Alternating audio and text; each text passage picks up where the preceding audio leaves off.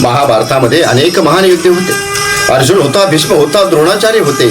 पण एक असा योद्धा होता ज्याच्या आयुष्याची सुरुवातच एका गुपिताने झाली, ज्याला जन्मापासूनच आपल्या ओळखीचा संघर्ष करावा लागला, ज्याच्या पराक्रमापेक्षा त्याच्या जन्मावर प्रश्न उपस्थित केले गेले आणि ज्याने आयुष्यभर मिळालेल्या अपमानाला आपल्या सामर्थ्यात बदललं, तो म्हणजे कर्ण. पण आजचा प्रश्न आहे, कर्ण एवढा महान होता तर तो हरला का? ही फक्त एका योद्ध्याची कथा नाही, ही आहे संघर्षाची, निष्ठेची, मैत्रीची, दानाची आणि नियतीची कथा. कर्णाचा जन्म कुंतीला मिळालेल्या वरदानामधून झाला.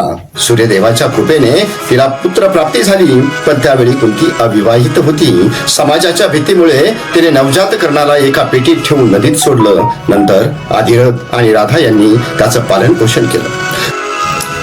कर्णाला आपल्या जन्माचं सत्य माहित नव्हतं, त्यामुळे त्याच्या मनात एकच इच्छा होती, आपण कोण आहोत हे जगाला आपल्या कर्तृत्वातून दाखवायचं. कर्णाला धनुर्विद्येची प्रचंड आवड होती. तो महान धनुर्धर बनू इच्छित होता, पण त्याच्या जन्माची ओळख त्याच्या मार्गात वारंवार आली. त्याच्या क्षमतेपेक्षा त्याच्या सामाजिक ओळखीवर प्रश्न विचारले गेले. याच संघर्षाने कर्णाच्या मनात एक जिद्द निर्माण केली, मी कोण आहे हे माझा जन्म नाही, माझं कर्तृत्व ठरवेल. कर्णाच्या आयुष्यात दुर्योधनाचं आगमन निर्णायक ठरलं. ज्यावेळी अनेक लोक कर्णाच्या जन्माकडे पाहत होते, त्यावेळी दुर्योधनाने त्याच्या सामर्थ्याकडे पाहिले. त्याने कर्णाला अंगदेशाचा राजा बनवलं. कर्णाला सन्मान मिळाला आणि इथून सुरू झाली कर्ण आणि दुर्योधनाची मैत्री.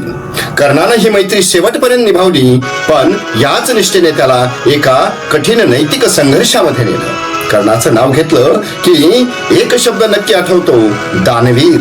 कर्णाच्या दानशीलतेच्या अनेक कथा महाभारतात प्रसिद्ध आहेत. त्याच्याकडे आलेल्या याचकाला तो शक्य तितकं देण्याचा प्रयत्न करत असे.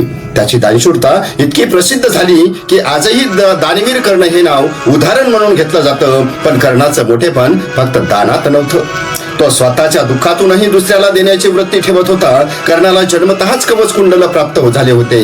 ते त्याच्या संरक्षणासाठी अत्यंत महत्वाचे होते. इंद्राला माहित होतं की हे कवच कुंडल कर्णाला युद्धात मोठा फायदा देऊ शकतात. इंद्राने ब्राह्मणाच्या रूपात कर्णाकडे त्याची मागणी केली. कर्णाला हे समजत असूनही त्याने दान देण्याचा निर्णय घेतला.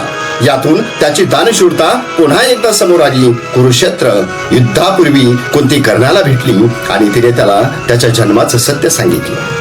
तू माझा ज्येष्ठ पुत्र आहेस. कल्पना करा, ज्याने आयुष्यभर आपल्या ओळखीचा शोध घेतला त्याला युद्धाच्या अगोदर कळतं की तो पांडवांचा ज्येष्ठ भाऊ आहे. कर्णासमोर मोठा निर्णय होता, एका बाजूला जन्मदाती आई आणि दुसऱ्या बाजूला दुर्योधनाची मैत्री.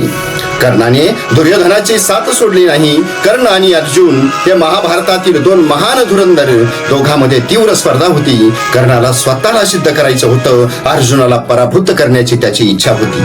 कुरुक्षेत्राच्या युद्धात दोघांचा अंतिम संघर्ष झाला.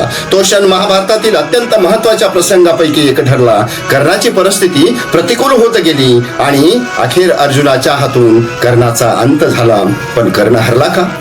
हा प्रश्न आजही आपल्याला विचार करायला लावतो. कर्णाकडे सामर्थ्य होतं, ज्ञान होतं, पराक्रम होता, दानशूरता होती, पण आयुष्यातील काही निर्णयांनी त्याची वाट अधिक कठीण केली.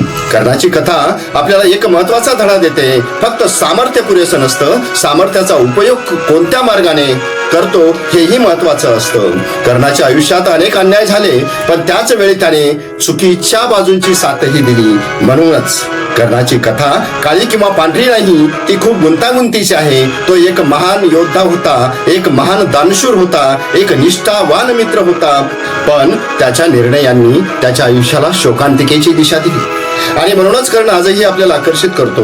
कारण कर्ण म्हणजे फक्त महाभारतातील एक पात्र नाही, कर्ण म्हणजे संघर्ष, कर्ण म्हणजे जिद्द, कर्ण म्हणजे निष्ठा, कर्ण म्हणजे दान आणि कर्ण म्हणजे नियती समोर उभा राहिलेला एक महान योद्धा. म्हणून आज तुम्ही कर्णाची कथा ऐकल्यानंतर एक प्रश्न स्वतःला नक्की विचारा, आपल्या आयुष्यात परिस्थिती आपल्याला थांबवत आहे की आपण स्वतःच परिस्थितीला शरण जात आहोत? कर्णाने परिस्थितीशी संघर्ष केला आणि म्हणूनच हजारो वर्षानंतरही त्याचं नाव जिवंत आहे. हीच आहे दानवीर कर्णाची कथा. जय श्री कृष्ण, जय महाभारत.